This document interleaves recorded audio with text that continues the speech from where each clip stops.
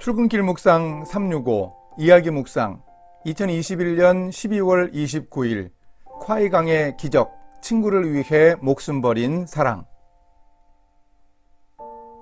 어네스트 고던이란 영국의 대학생은 식민지였던 동남아 지역 국가들의 독립을 염두에 두고 권력 정치 현장에 브로커 역할을 해 성공하려는 야망을 가지고 있었습니다.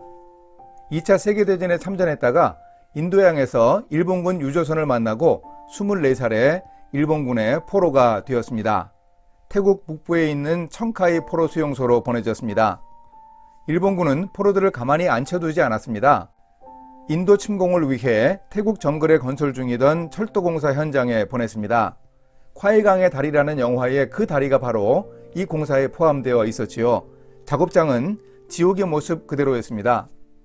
포로들은 섭씨 50도에 육박하는 더위 속에 맨발이 베이고 찢기고 다치며 일하다가 게으름을 부린다며 찌르는 일본군의 총검에 찔려 죽기도 했습니다.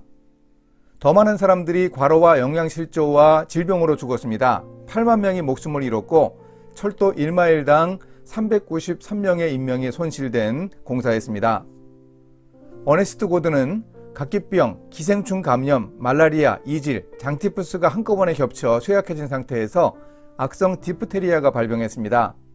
부작용으로 다리의 감각을 잃어서 소찬 가망 없는 포로들이 가는 죽음의 집에 이송되었습니다. 부모님께 최후의 편지를 쓰고 누워 죽음을 기다렸습니다. 그런데 어느 날 동료 두 사람이 와서 고든을 들어 대나무 침상 위로 옮겼습니다. 6주 만에 처음으로 목욕을 했습니다. 당시 수용소는 적자 생존의 실험실이었습니다. 수프에 떠있는 야채 조각이나 쌀알을 놓고 포로들끼리 싸움을 벌였습니다. 그런데 그 동료들은 주야로 교대하면서 고든의 종기를 치료하고 위축된 다리를 주물러 주었습니다. 고든에게 먹이려고 일본군의 잠밥통을 향해 뛰는 포로 무리에 끼었습니다. 놀랍게도 몇 주의 시간이 흐른 후에 고든의 다리가 조금씩 움직이고 몸무게도 약간 늘었습니다. 그렇게 해서 결국 고든은 살아났습니다. 어떻게 이런 일이 가능했을까요? 수용소 안 포로들의 마음을 바꾼 사건들이 있었습니다. 앵거스라는 포로는 몇몇이 짝을 이루는 동료들 중 한 사람의 병이 위중해지자 그를 돌봤습니다. 자기가 받은 음식을 전부 다 그 동료에게 주고 밤의 한기를 막아주는 유일한 담요도 그 동료에게 주었습니다. 자기 물건을 주고 태국 사람에게 오리알과 약을 교환해 왔습니다. 그 결과 그 동료의 몸이 회복되었습니다. 그런데 불행하게도 그 덩치 크고 건강했던 앵거스가 죽고 말았습니다. 굶어 죽었습니다. 고든을 돌봐주던 동료가 이야기를 하면서 요한복음에 나오는 구절을 떠올렸습니다. 내 계명은 곧 내가 너희를 사랑한 것 같이 너희도 서로 사랑하라 하는 이것이니라. 사람이 친구를 위하여 자기 목숨을 버리면 이보다 더 큰 사랑이 없나니. 앵거스의 동료 위에 목숨 버린 희생이 수용소 사람들을 고무시켰습니다. 이런 일도 있었습니다.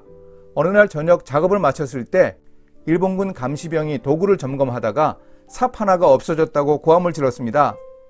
맨 앞줄에 가장자리 사람들에게 총구리를 겨누었습니다. 바로 그 순간에 한 영국인 포로가 앞으로 나오며 말했습니다. 내가 했습니다.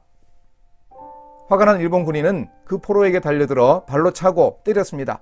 분노를 이기지 못하고 악을 쓰면서 총을 높이 들어 개머리판으로 그 포로의 머리를 찍었습니다. 더 이상 움직이지 않았는데도 일본 군인은 악을 쓰면서 소총으로 그 영국인의 머리를 계속 내리찍고 시신을 계속 걷어찼습니다. 다른 포로들은 동료의 시신을 들고 숙소로 돌아왔습니다. 삽을 무기 보관소에 반납했습니다. 그런데 하나도 모자라지 않았습니다. 일본 군인이 잘못 센 것이었습니다. 포로들이 그 잔인한 일본 군인을 향한 증오와 원한이 깊어졌겠지요. 그런데 오히려 이런 일이 동료들에게 깊은 영감을 불어넣었습니다. 아마도 내가 그랬다면서 자신을 희생한 포로는 사람이 친구를 위하여 자기 목숨을 버리면 이보다 더 큰 사랑이 없다는 그 성경 말씀을 기억했던 것 같습니다. 동료를 위해 희생했던 앵거스 이야기를 듣고 감동을 받았을지도 모릅니다. 이런 일이 포로들에게 알려지며 서로 돌보고 도와야 한다는 생각을 하게 되었을 것입니다. 이런 일들을 겪으며 포로들의 태도는 달라졌습니다. 자기만 살아남으려는 사다리 윤리, 생존에만 모든 것을 거는 정글의 법칙보다 더 중요한 무엇을 찾았습니다. 그들은 더 이상 죽어가는 동료들을 무시하거나 함부로 대하지 않았습니다. 동료들이 죽으면 장례식을 치르고 매장한 후 무덤에 십자가를 꽂아 주었습니다. 누가 시킨 것도 아닌데 포로들은 서로를 돌보기 시작했습니다. 절도는 급격하게 줄어들었습니다. 이것을 어네스트 고든은 콰이강의 기적이라고 불렀습니다.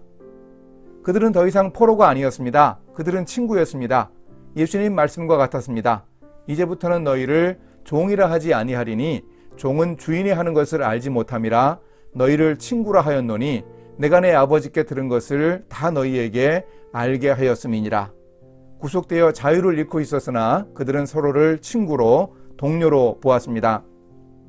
그 이후로 포로들에게는 어떻게 죽음을 준비할 것인가가 가장 절박한 문제였습니다. 그 대답을 찾는 과정에서 고든은 어린 시절의 기억을 되살렸습니다.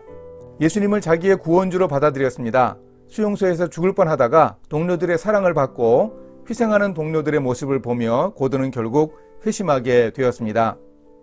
그리고 적임자가 없는 터라 고든은 수용소 내에 비공식 군목이 되었습니다. 포로들은 작은 교회를 지었습니다.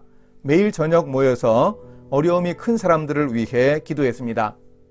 포로들은 과학을 연구하고 예술 활동을 벌였습니다. 음악가들이 오케스트라를 만들고 배우와 감독이 연극을 공연했습니다.